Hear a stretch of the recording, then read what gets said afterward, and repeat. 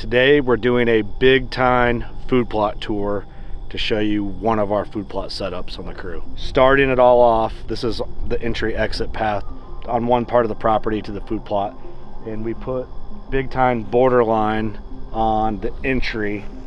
This is not right off the plot, it's just on the entry. So if I'm riding an e-bike or walking or parking the Ranger because I'm bringing the kids, I'll park up here, and if there's a deer in the plot already, I can sneak up. So this was just tilled with my tractor and broadcasted in, and then cultipacked with the Packer Max. That's all we did. And you can see, you know, there's variant heights. It's been really dry. We haven't had the rain all summer like we wanted, but I mean, it's just broadcasted and put in. It was not drilled. Something I found, I've drilled this and broadcasted it. When you drill it, it's all uniform and in rows, but when I probably overseeded it when I broadcasted it, which made a lot of the lower stuff really thick, and then of course you have your shining stars. I mean, some of the stuff is just, I don't know, 10 foot on some of it, especially back in there, 10, 12 foot. So continuing on. Okay, so here's the next setup in the food plot, the Big Tine setup. So here you can see I have Borderline on both sides of this trail. There's a pasture on this side that has livestock in it, and I don't know if that's anything to do with deer impact or pressure or anything at all. I just didn't want to look at it, so we put a row of Borderline on the fence that is up against the cattle pasture, and we put another row that will border off anything that can be seen from the food plot or access to the Grizzly blind. And it makes kind of a neat little tunnel here, and you just feel secluded, and I feel it kind of keeps your sound in when you walk in between it. It's pretty. Okay, the next step, we did the same thing on the way to the Grizzly blind, and we set this up for north and west variant winds on this food plot. So what I did is tilled on both sides with my little tractor, broadcasted the Borderline in again, and tried to leave a gap in between. And then what I did is came in and weeded it. It needs weeded again. What I created was this entry path to and from the blind. I'll show you.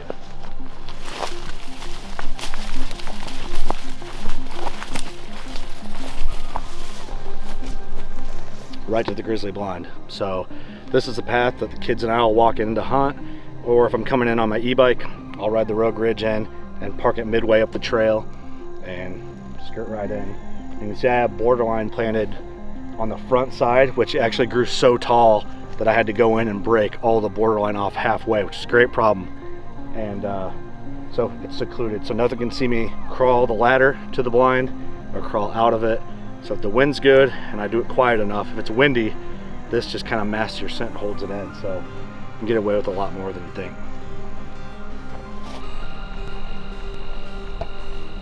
For the record, I'm assuming we're gonna do a full-length video and this will be cut into clips.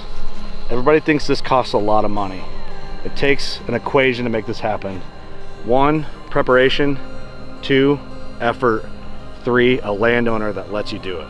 And whether you own it or lease it or have permission, if you can talk them into doing it. I'm lucky that I hunt with the guy who owns this place, and he's like, do your thing because it makes hunting more fun for me.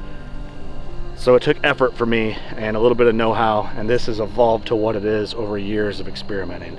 Figured that'd be a side note. So this is the mowed access path through the property, and there's a lot of grass, there's a lot of hedge, a lot of stuff like that on this, so not a ton of trees to get in that makes sense for hunting, so we had to get creative. And the plot structure has evolved over a few years of really having guys like Joe and Austin Chandler look at it and go, well, that's really cool, but you should try this next time. So this is the access path, and what I'm working on is getting this all into foundation clover. And you can see I've already started to do that. I tilled through the path and planted it in foundation clover, broadcasted it, cultipacked it in.